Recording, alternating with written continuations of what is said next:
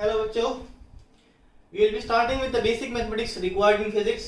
जितने हमें मैथ्स की जरूरत है फिजिक्स में उतना हम पढ़ेंगे। जिसमें हम सबसे पहले शुरू कर चलिए टॉपिक बता देता हूँ क्या क्या हम पढ़ेंगे।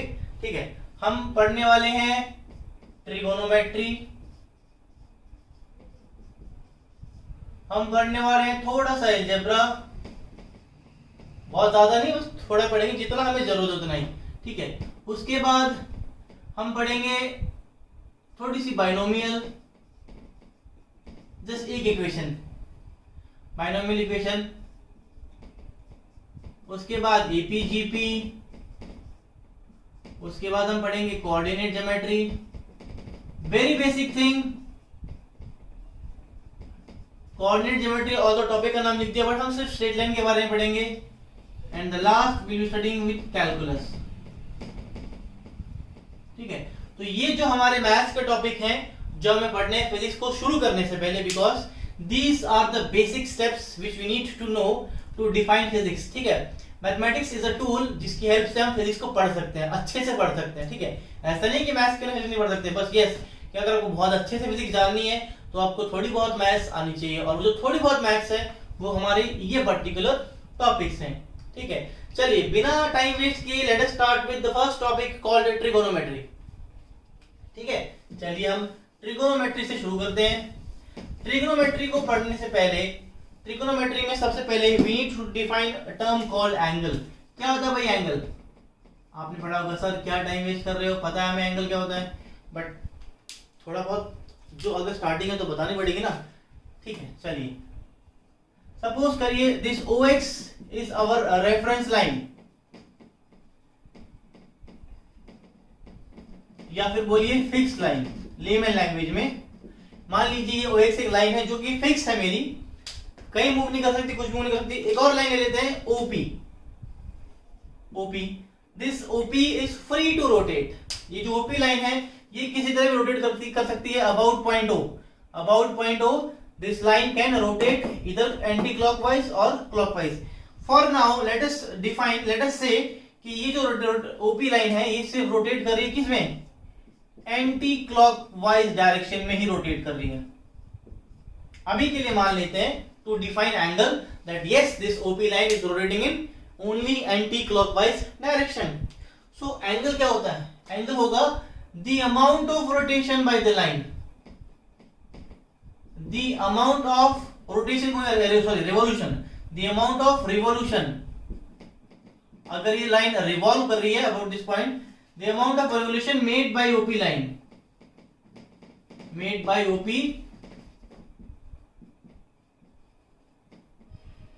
is termed as angle। अगर यहां डिफाइन करूं, अगर this theta is angle POX, theta इसी को बोलते हैं हम एंगल। ठीक है, आप जानते हो बहुत बेसिक बात है, आप 10th में 9th में पढ़ चुके हो एंगल क्या होता है। चलिए ठीक है, इरेज कर देते हैं। आपने शायद नोट कर लिया होगा, नहीं नोट किया तो पॉज करिए, नोट कर लीजिए।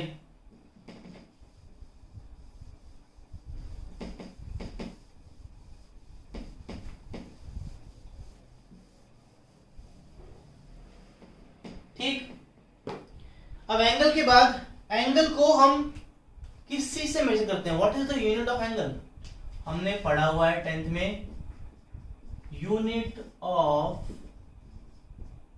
एंगल। कौन सी यूनिट होती है भाई एंगल की? सर हमने तो डिग्री पढ़ी हुई है। क्या पढ़ी हुई है आपने? डिग्री। हमें एक और पढ़नी है 11th क्लास 12th क्लास के लिए, रेडियन। क्या पढ़नी है हमें रेडियन भी पढ़नी है। What is the relation between degree and radian? ठीक है, जान लेते हैं। वन यहां लिख देते हैं, चलिए 1 radian is equal to 180 upon pi degree, that is 1 radian is equal to 57.3 degree. ठीक है, एक रेडियन का मतलब होता है 57.3 डिग्री। बट ये चीज हमें कन्वर्शन में काम नहीं आती। मान लीजिए हमारे पास कोई एंगल गिवन है डिग्री में, हमें कन्वर्ट करना है रेडियन में, तो उसके लिए we have a certain process. ठीक है, चलिए कन्वर्जन की बात करता हूं। कन्वर्जन कहां से कहां कन्वर्जन करते हैं? डिग्री से रेडियन में कन्वर्जन कर लेते हैं। अगर आपके पास कोई एंगल डिग्री में गिवन है, उसको कन्वर्ट करना है हमें किस में? रेडियन में। तो what we have to do, we have to multiply that angle by pi upon 180। हमें उस एंगल को पाई इंटू पाई बाई 180 से मल्टीप्लाई करना होता है। एग्जांपल अगर लें, अगर एग्जांपल की बात करूं, चलिए एक दो एग्जांपल ले लेते हैं। हमारे पास है 30 डिग्री, इसको कन्वर्ट करना है रेडियन में। How will you convert? Multiply by pi by 180। क्या हो जाएगा? 31 द 36 द, ये आ जाएगा पाई बाय 6 रेडियन। एक और एग्जांपल ले लेता हूं, 60 डिग्री लेना। अगर 60 डिग्री को कन्वर्ट करना है आपको रेडियन में, क्या करोगे? 60 इंटू पाई बाई 180, कितना आ जाएगा? Pi by 3 radian. सिमिलरली अगर रेडियन से डिग्री में कन्वर्ट करना हो, उल्टा हो जाएगा बस। अगर हमें हमारे पास जो एंगल जो है वो रेडियन में गिवन है और उसको कन्वर्ट करना है किस में? डिग्री में। हमें रेडियन में हमारे पास एंगल है, कन्वर्ट करना है डिग्री में, तो क्या करेंगे? यहां क्या किया था? पाई बाय 180 से, तो यहां क्या करना होगा? 180 अपॉन पाई से मल्टीप्लाई करना होगा। 180 अपॉन पाई से मल्टीप्लाई करना होगा। एग्जांपल के तौर पर हमारे पास मान लीजिए पाई बाई 4 रेडियन है, कन्वर्ट करना है डिग्री में, क्या करूंगा? पाई बाई 4 को मल्टीप्लाई कर दूंगा 180 बाई पाई से, ठीक।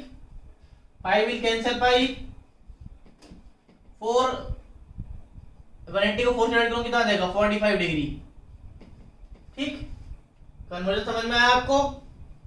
एक और ले लो, चलो आपके पास पाई बाई, किसी को ले लेते हैं, पाई बाई 6 है। क्या आना चाहिए? मैथ्स ही तो है, सिंपल इनवर्स मल्टीप्लाई है, वही आएगा obviously. 180 upon pi, pi will cancel pi, you will obtain what? 30 degree, ठीक है। So this is conversion between what and what? Between degree and radian to degree. Degree से radian में कैसे convert करना है और रेडियन से डिग्री में कैसे कन्वर्ट करना है, मैंने आपको समझा दिया है, ठीक है। मोस्टली 99% टाइम हम लोग रेडियन में ही बात करेंगे फिजिक्स में। 99% टाइम हम लोग रेडियन में ही बात करेंगे बेटा फिजिक्स में, ठीक है। चलिए फटाफट नोट कर लीजिए, ठीक है।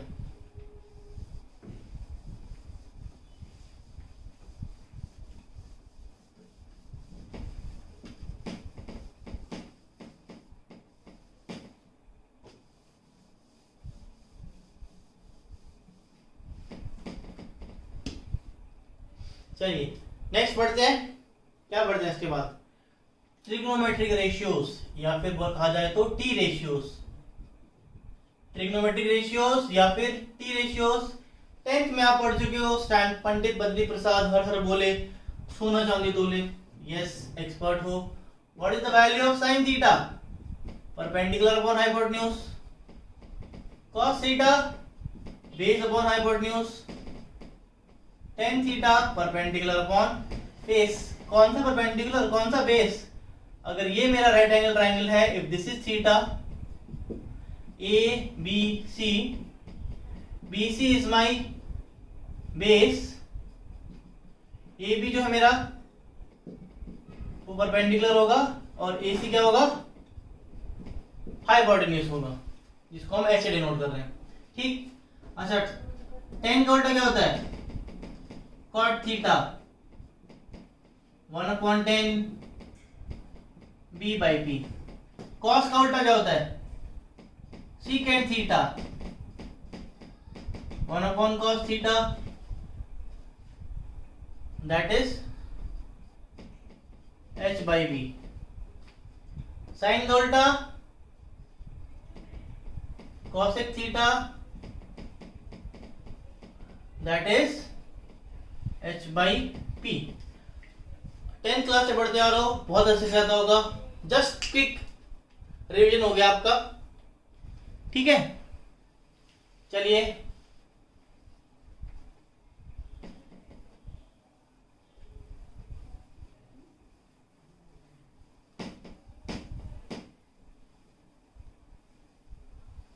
भाई, ट्रिग्नोमेट्रिक रेशियोज के बाद हमें क्या सिखाया जाता है, सर्टेन एंगल्स की वैल्यू हमें याद करवाई जाती है। जैसे what is the value of sin 30 degree, sin 45 degree, sin 60 degree, हमें एक टेबल दे दिया जाता है जो हमें आपको याद भी होगा आई गेस। चलिए इस टेबल में अगर मैं इस तरफ एंगल लिख रहा हूं,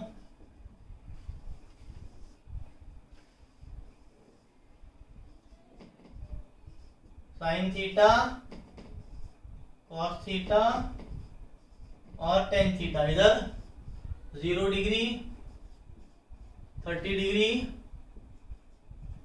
45 डिग्री, 60 डिग्री एंड 90 डिग्री, ठीक है भाई।